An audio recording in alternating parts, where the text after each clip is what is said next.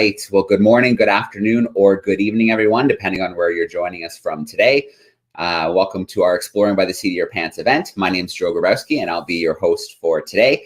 And I really stress that good morning, good afternoon, and good evening, because we really do have quite a stretch today from Canada to Hong Kong to Hawaii, and maybe even a few places in between joining us in this live event. So this is going to be a great event because we have Erden Eruç joining us today. He is on a mission to become the first ever to row across the Pacific Ocean north of the equator. So he left California and he's making his way to Hong Kong. And of course, he's not just doing that for the sake of doing it. Along the way, he's connecting with classrooms as well as raising awareness about ocean plastics and the serious global issue that we are facing with them. So he's partnered with an NGO, Ocean Recovery Alliance, and we're going to meet Doug Woodring from the Alliance shortly. He's going to talk to us a little bit about the amazing education program that they are creating. But we're going to start with Erden in Hawaii. So after 80 days and 2,646 miles rowing on the Pacific, he has arrived in Waikiki, Hawaii. Let's bring him in right now. Erden, how are we doing today? I am doing well. You can hear me well, I hope. We can hear you. We see you. We see the blue skies. We see the palm trees. So nice. It's looking not too bad. And you see a yellow boat?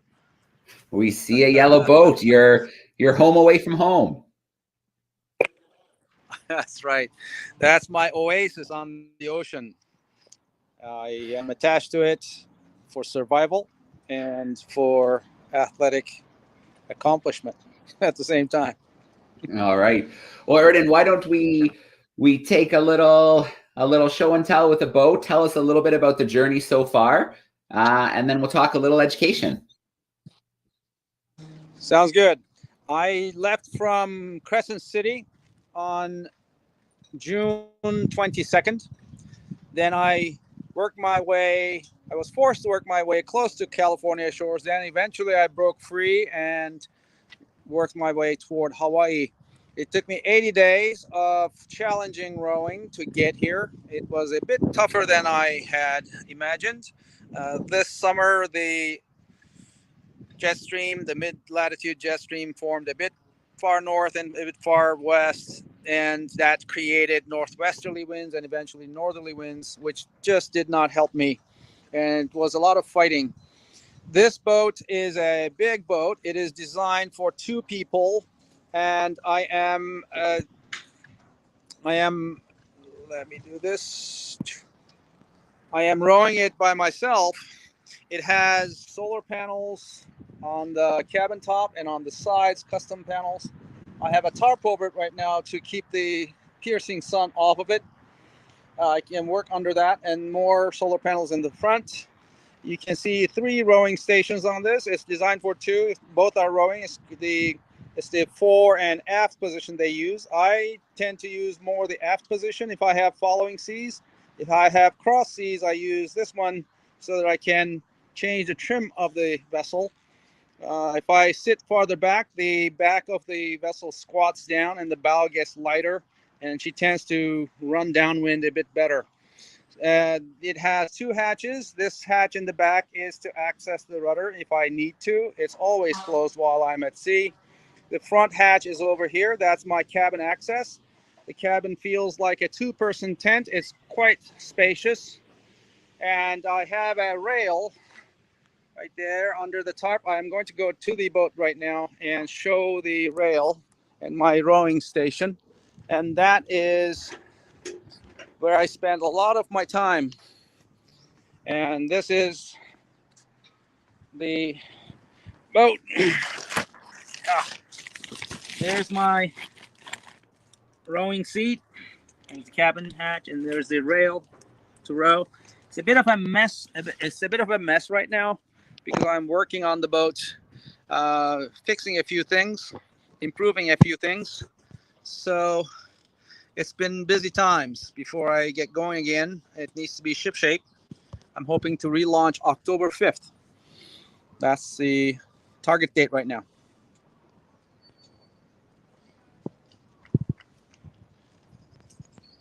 All right. So, Erden, I know along the way that you are, there's curriculum being developed around ocean plastics. We want to raise awareness about that issue. Have Yes. you been noticing plastics in the water? Anything standing out to you on your journey so far? The boat is quite low to the water, and my peripheral vision is about 50 meters out radius, so I have view over limited strip of the ocean. What I do notice readily are styrofoam pieces. Styrofoam is very light, very it floats high since it's light, and it stands out as a white piece. So if I see styrofoam cups, styrofoam packing material, they are readily visible. Anything else tends to lay low right on the water surface, and I get glare and reflection, and they tend to pass unnoticed often. I notice them at the very last moment as they pass by, for example. So that's been my experience. I necessarily have to follow the periphery of the Great Pacific Gyre to be able to make progress. Both currents and winds tend to be on the periphery of this, and the garbage collects in the center of it where the currents and the winds tend to stall. So that's where it collects. Great Pacific Garbage Patch is farther in to the center of the Pacific Gyre.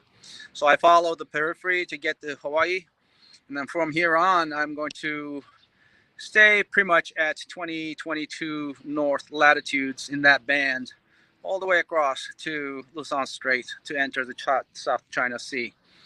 What I will see along the way, time will tell. All right. And so, you're in Hawaii right now, but we know you're not relaxing with your feet up. You're getting ready for the next leg of what's going to be an incredible journey. When do you think you'll be, or what's the hope to be back out on the water? I know with an expedition, nothing ever really goes as planned. You have to be flexible. I have a meeting on October 4th with the University of Hawaii researchers that are doing drift buoy modeling, and they have tweaked their model to simulate my boat on the water. They're going to try to route me with the currents and winds. So I have a final meeting with them October 4th, and I penciled in October 5th as my launch date pending weather. So that's the plan right now.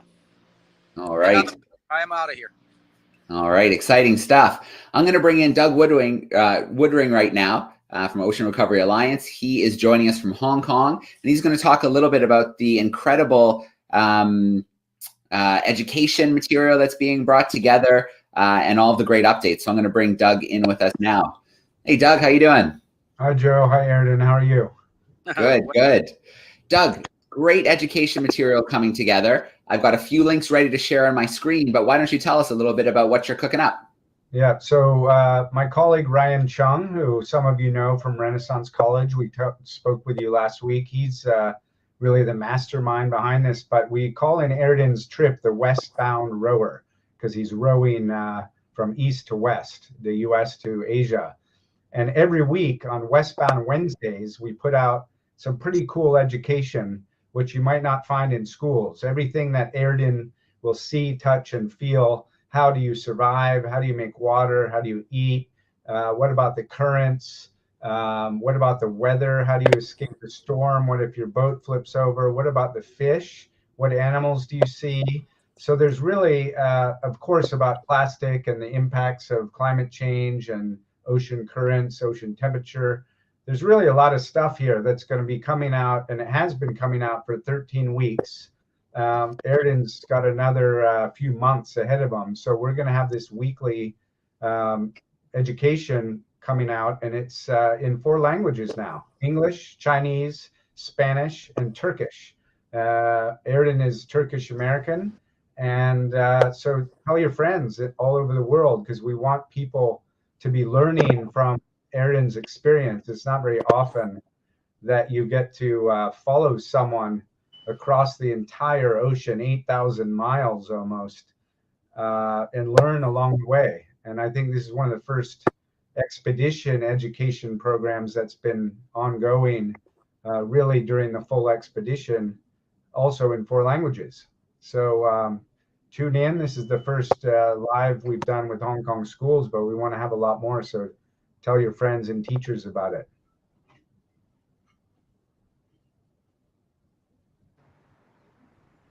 That link is up there. Although if you search Westbound Rower as well on Google, it will come up. And then there's a beautiful, if you've never seen a story map before, story maps are beautiful interactive documents with media and links, and you can tell really immersive stories with them. And there's a great story map as well for the Westbound Rower that's coming together. So both those links have been shared. We'll share them again maybe towards the end after a little bit of Q&A action.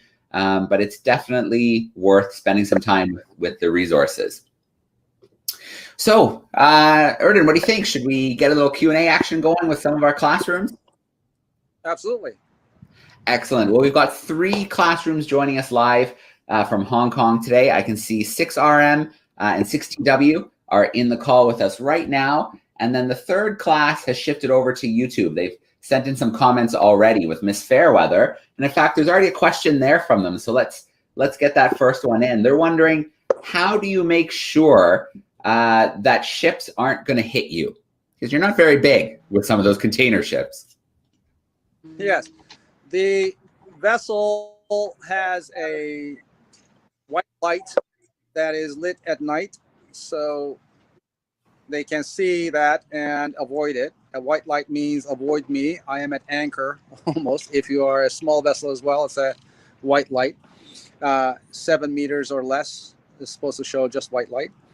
I have a system called AIS, Automatic Information System, and that one tells them where I am, my coordinates, my speed, and my heading, and my distance to them. Then I also see them on my chart plotter, and if their course crosses a 2-mile radius around my boat, then an alarm sounds inside, and I can pick up the radio and start talking to them on the VHF radio. So I also have an active radar target enhancer, which is a device that responds back at the same bandwidth when it receives a radar signal from a distant vessel. So then it puts me on their radar screen. So those devices, the AIS putting me on their chart plotter, the radar enhancer putting me on their radar screen, and the visual hint that I am there at night, the white light, gives me some degree of security. All vessels by law have to have a constant lookout at all times. And I am the only one that's breaking that rule when I sleep, for example. So I trust that they have their lookouts in place on the bridge. All right. Well, I think you can be forgiven that, seeing as you're undertaking quite an incredible journey and you just can't be awake the entire time. So I think that's sleep is a good thing. Let's jump to another one of our live camera classes. Let's bring in 6TW here. Give me a big wave, 6TW, if you can hear us okay. There they are. All right, good to see ya. Let's get that microphone unmuted, and if you have a question or two for Erden, let's steal some of those.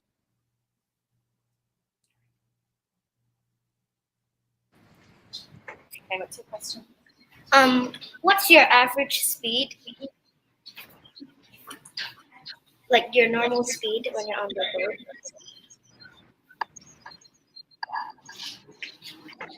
boat? Could they type the question, please? Oh, Erden, he's wondering, what's your speed? What's your average speed? My average speed is 1.6 to 1.8 knots. That's 1 nautical mile per hour. 1.6 to 1.8. 1 knot is 1 nautical mile per hour. So it's quite slow. To convert from nautical miles to kilometers, you have to multiply it by about 1.8. So if you were to say 2 knots on average, that would be what, 3.6 kilometers per hour kind of pace is what I'm keeping. All right, excellent. Well, 60W, we're going to come back your way for another question. I'm going to check in with 6RM who are joining us. Let's bring them into the conversation. If you want to unmute your mic and give us a big wave, we'd love to steal a question. There they are. Let me switch the view here so we see them better. Hey, boys and girls, how are you? Okay, we have a question from 6RM. Sonia, would you like to ask? What inspired you? Big voice. What inspired you? Yes. Can you hear what inspired you to do your big journey? Yes. So it's a long story. I'll try to make it short. In 1997, while working in an IT information technology software development lab, there was a map on the wall, and I kept tracing my finger across that, asking myself, what if could I go around the world across this map? And then eventually I bought my rowboat, a used rowboat from England, from the Ocean Rowing Society, and did my first row in 2006, solo from Canary Islands to Guadeloupe. I wanted to do a journey around the world by human power, and a friend had encouraged me to start this journey and not postpone it anymore. His name was Göran Kropp. He had bicycled from Sweden to Nepal in 1996 to climb Everest. He was famous. While we were rock climbing together in 2002 September, he fell and he died in a rock climbing accident. And that's when I decided that life is short, I have to do this. So I rode the Atlantic, and then I felt ready to take on my journey as Göran had envisioned. And 2007 to 2012, I went around the world by human power. And in his memory, I am climbing the highest summit on each continent except Antarctica. In 2003, I bicycled up to Alaska to climb Mount McKinley. I towed my climbing gear just like he had to Everest and walked the length of the Kahiltna Glacier and summited in 29th of May 2003. Then along the route, along the way on my circumnavigation in Australia, I climbed Kosciuszko, and in Africa, I climbed Kilimanjaro. So I now have Everest, Elbrus, and Aconcagua remaining to go. My goal is to reach Everest right now. If I can get to Asia, Hong Kong, preferably, failing that to Vietnam, then from there overland, I will go to foothills of Everest, climb it, carry on to Elbrus, keep going. So that's my journey. That's the cause. And of course, along the way, we want to make sure that we can connect with classrooms, create educational value, and do educational projects. I am the president of a nonprofit called Around and Over. It's a 501c3 organization that is based out of Seattle. We do educational projects. We connect with classrooms. We build classrooms in needy communities. Projects, as we go along, we manage. All right. Well, no small undertaking, because many would say, you know, I just made it from California to Hong Kong, but to know that potentially Everest is looming there as well, it is quite an amazing journey that you're undertaking. And a comment just coming in online, just saying, you know, your friend would be so proud of you for the challenges you're taking and spreading those messages around the world. So Hillian is joining us from For a Cleaner Ocean, Hong Kong. And is wondering, what's your mental state been like over the last 80 days? Up and down? How's it going? When the boat goes the way I like, the way I want, then I am a very happy person. And if it doesn't, then I am stressed, anxious, wondering what the outcome will be. So it's a, back and forth. It's one day at a time sort of mentality that I keep out there. I don't frustrate myself too terribly, but when it is required that I have to put in the physical effort, then I have to steel myself to put in the hours and stay out there and make sure that the boat does go in the direction that I want. So when the oceans help me, then I can take a break and rest and relax a bit more, do laundry, recover, because I know that at some point I'm going to have to put in the extra hours. All right. Well, I'm going to bring Doug back into the conversation here for a moment because he's going to talk about these really great pick-me-up bags here. Doug, these are amazing bags created from recycled material. Tell us a little bit about them and how students could get their own.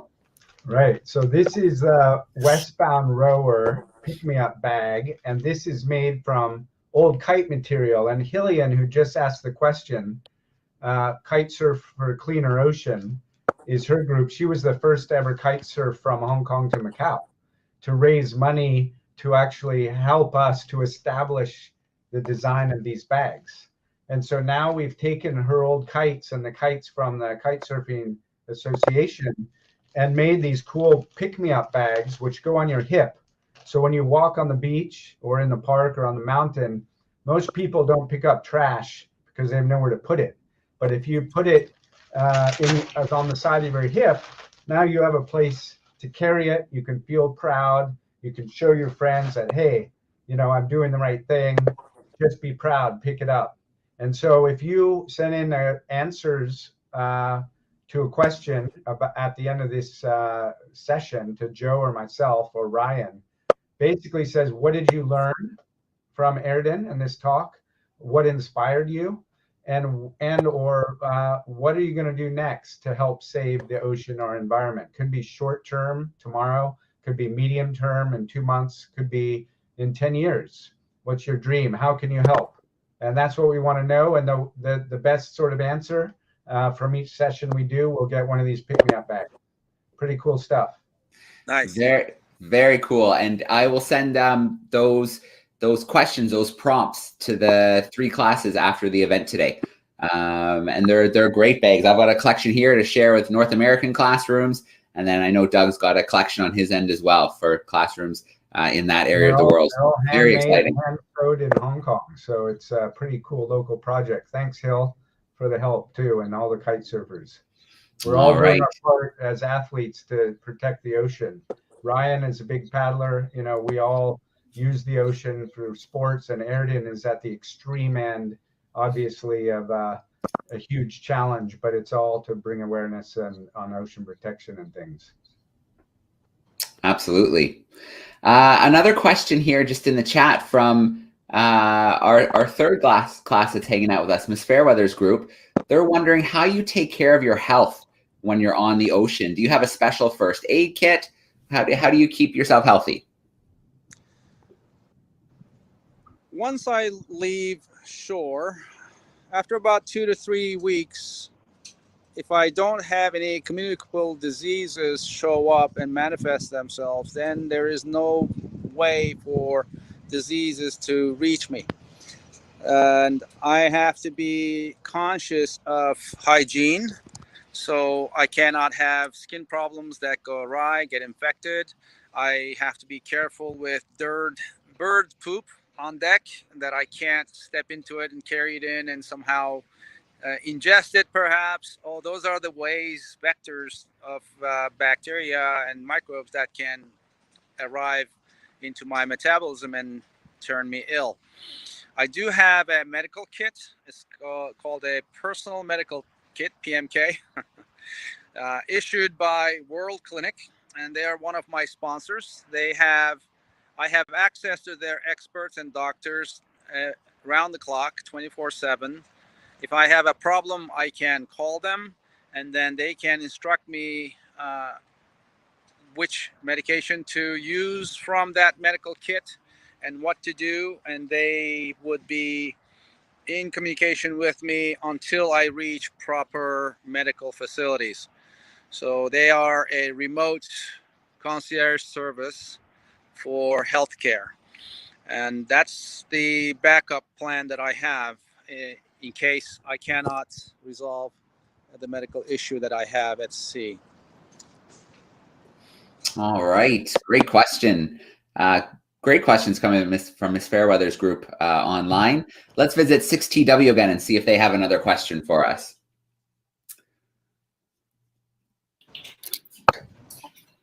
Do you ever feel to stop the adventure if no one keeps it?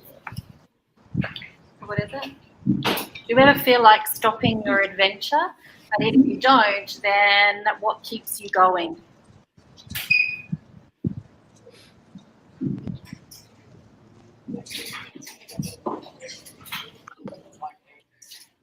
Did you get that? Nope. Did you get that, Erden? Do you ever feel like stopping? And if not, what keeps you going? I heard. Would you repeat that, please? Yeah, they're wondering, do you ever feel like giving up, like stopping? And if not, what keeps you going? Well, it is very difficult to stop in the middle of the ocean.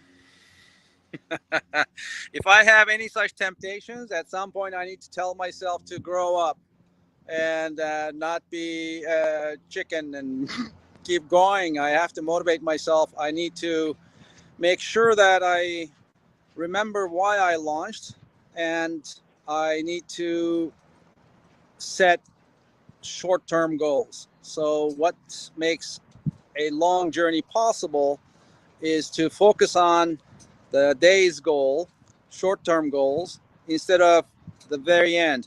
So it's not the destination that I am going for. It is the every day's effort that I plan, and I put a target waypoint for myself 30, 40 miles away, and I try to strive to get to that.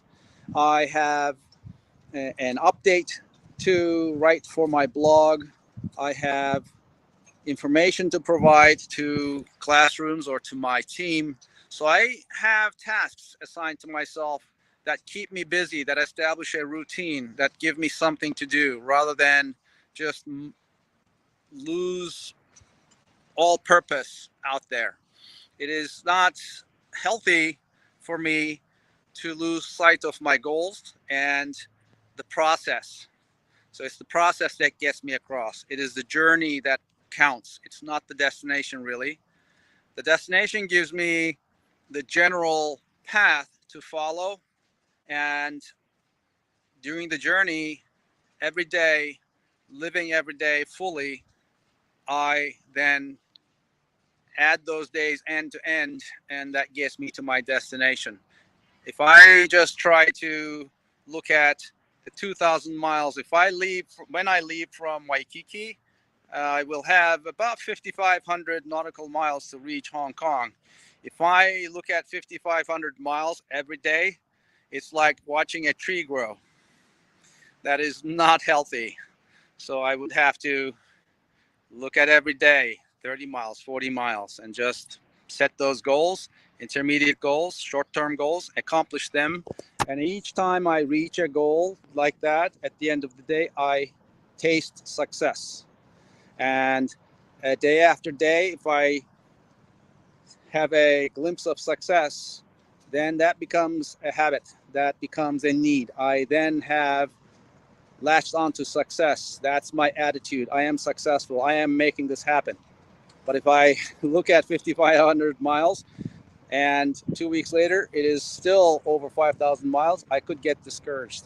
So I suggest that along with long-term goals, you set yourselves short-term goals and make sure that you pick those achievable, manageable goals to make success a habit. All right, that's great advice. Big goals are amazing and they're great and we should always have them, but those smaller ones to get you there, it's very healthy. So that's great advice for the classrooms that we do have tuning in live with us today. I'm gonna pop 6RM back in and see if they have another question for us. We've got loads of questions. Excellent. Erden, you can ask yours. How do you keep cool on the boat? Oh. How do I keep food on the boat? How do you keep cool Did you say when you're? How do you keep the right temperature cool? I can't keep cool It is right now tropical setting in Hawaii. The sun is very bright during the day, piercingly hot. And the only solution that I have is to cover up. So I wear a large brim hat and I wear long sleeve shirts.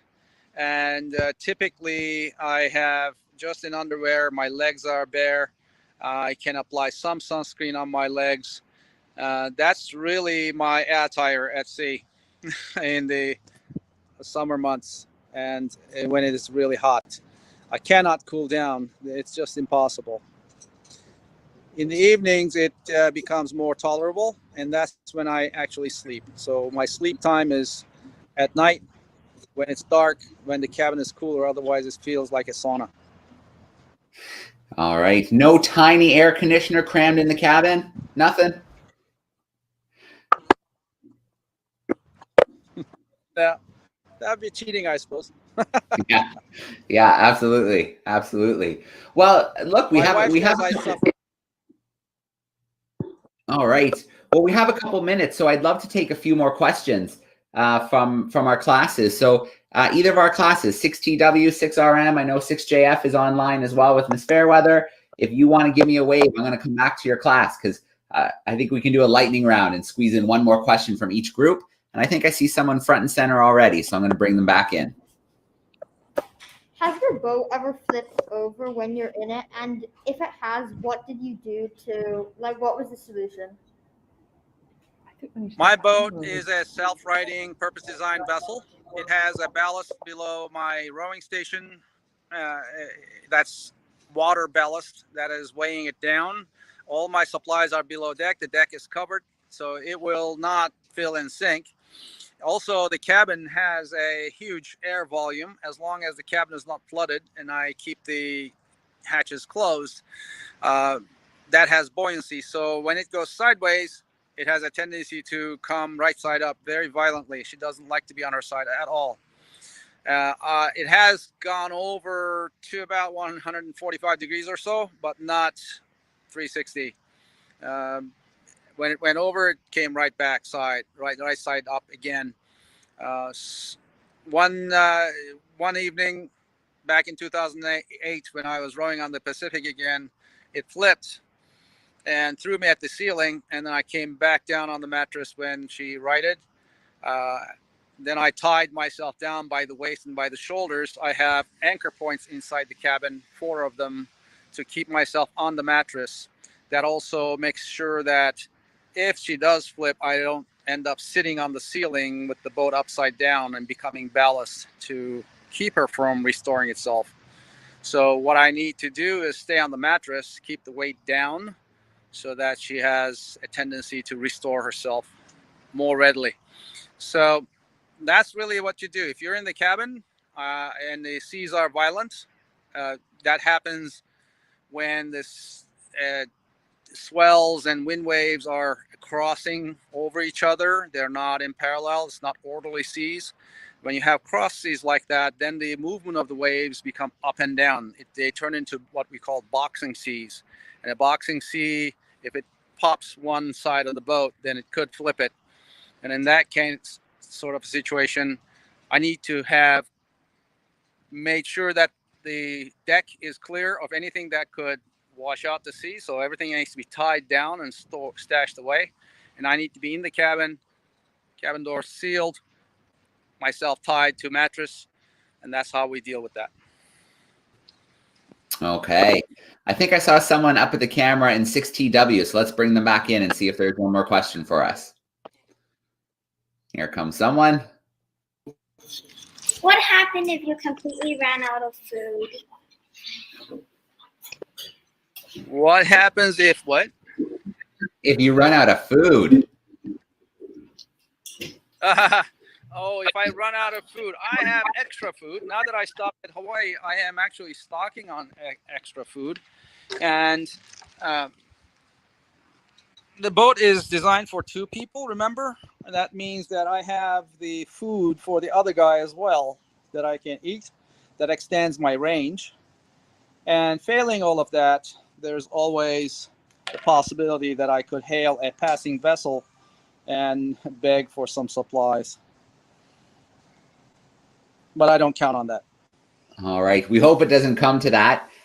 Miss Fairweather's class is thinking about food as well, because they've asked, what's your favorite snack while rowing, while out on the boat? My favorite snack are the nuts, dry roasted, unsalted nuts that I have. And I can have those with dried fruits, figs and plums and apricots and such. Those pass as fresh fruit. And my main staple are freeze-dried foods. They come in pouches.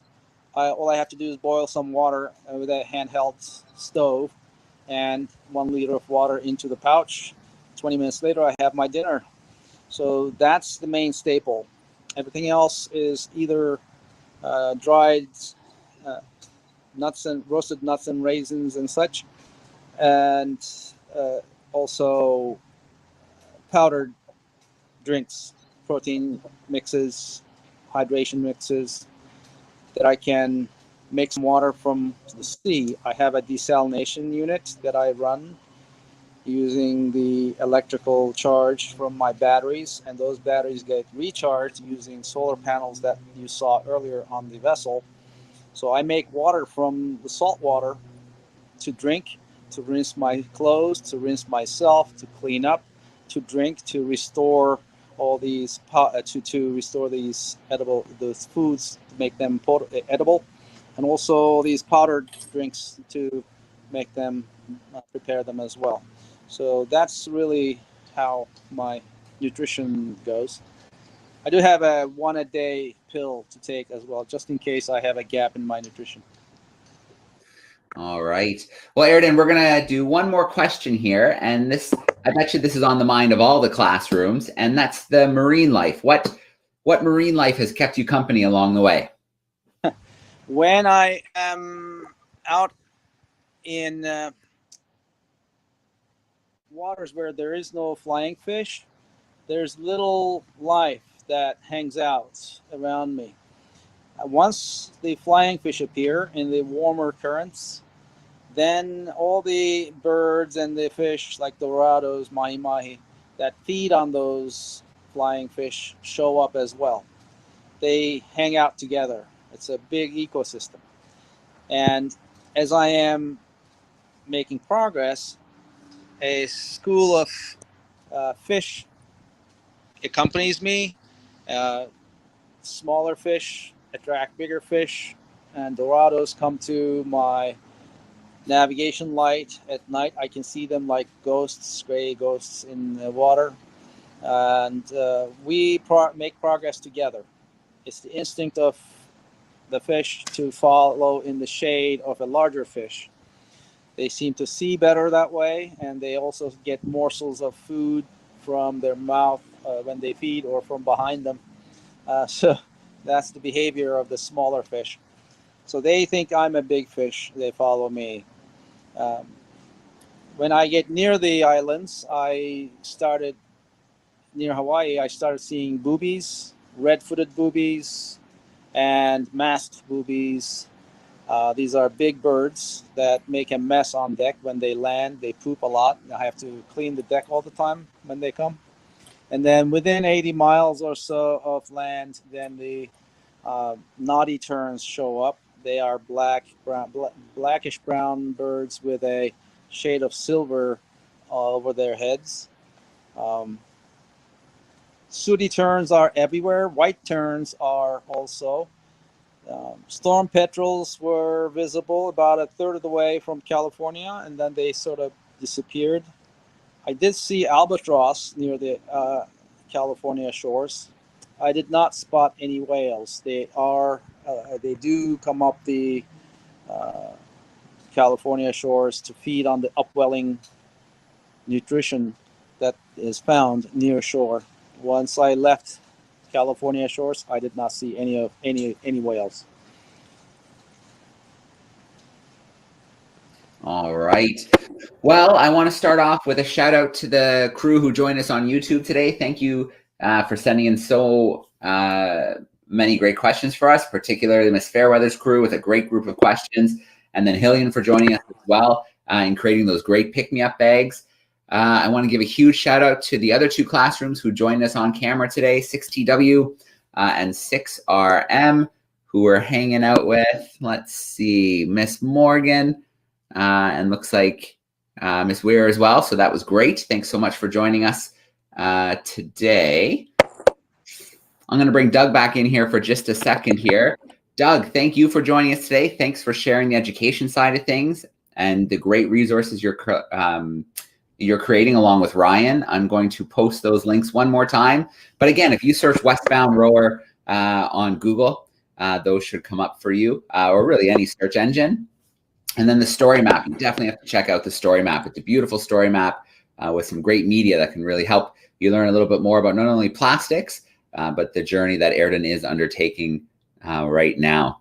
So Erden, thank you so much for joining us live again today, giving us a little tour of your home away from home, which it sounds like early October. It's back to the grind, rowing your way towards Hong Kong. Yes, that's the plan. So we plan to do these talks every 2 to 3 weeks with Erden on his satellite phone. We won't get his video and his big smiling face, but we will get to hear what's happening. And so for schools who want to keep in touch and get back on live calls every now and again, we'll be having those. Would you put the education link up once more? Yeah, absolutely. Thank you. There it is. Got it. And Erden, say hi to Nikolai and Jan at the University of Hawaii. We'll get them on one of our calls also with the schools. They're the current flow scientists that are good friends of ours. We worked with them for 10 years on different projects, and they're going to help Erden basically slingshot between the Philippines and Taiwan through the currents right into Hong Kong next March. So hopefully some of you might get to see him row into the harbor, and we can go see his boat once he gets here. All right, that sounds great. We're looking forward to some calls. Now, like Doug said, we won't get to see your happy face out on the boat, but we'll get to hear you, which will be really cool. And then hopefully we'll have some special guests as well who can talk a little bit about some of the issues you might be facing. So that's really cool. I want to bring our two classrooms back in. If they want to give a big wave, a big goodbye and thank you before we sign off today. There they are. All right. Thanks everyone for hanging out with us today. And then Miss Fairweather's class is wishing you great wins for your journey towards Hong Kong. May the winds be my... All right. Well, thanks so much, everybody. Great to have such a stretch today from Canada to Hong Kong to Hawaii. Great connection. Looking forward to more down the line. And I will send the classrooms the instructions for a shot at winning some of those great pick-me-up bags. Doug, great to see you as always. Thank you so much. And Erden, great to see you as well. And we can't wait for our next connection. Thank you. Excellent. All right. Good luck, Thanks, Erden. everyone. Thank you, Doug. Speak to you soon.